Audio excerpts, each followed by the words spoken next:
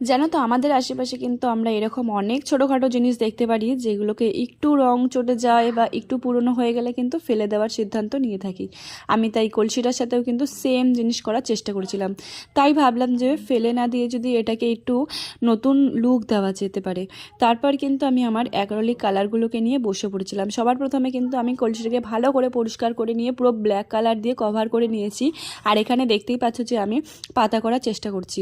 এখানে পাতা, ঘাস, নানান রকম ফুল দিয়ে কিন্তু আমি একটি আলাদা রকম ক্রিয়েট করার চেষ্টা করছিলাম। আর এখানে আমার রং করতে করতে কিন্তু দেখতে পাচ্ছ যে অনেক ফুলই হয়েছে, সেগুলোকেও কিন্তু আমি লাস্টে কভার দেওয়ার চেষ্টা করেছি। আর এখানে কিন্তু আমার পুরো কমপ্লিট হয়ে যাওয়ার পর কিন্তু আমি ভার্নিশ দিয়েছি, যাতে দীর্ঘদিন আমার এই যে কষ্ট করে রং করলাম, কষ্ট করে একটা জিনিস ক্রিয়েট করলাম, সেটা যাতে ভালো থাকে। আশা করছি ভিডিওটি ভালো লাগবে। যদি ভালো লেগে থাকে তাহলে একটি লাইক, শেয়ার, সাবস্ক্রাইব করে রেখো। আর নেক্সট ভিডিও দেখার জন্য অবশ্যই ওয়েট করো।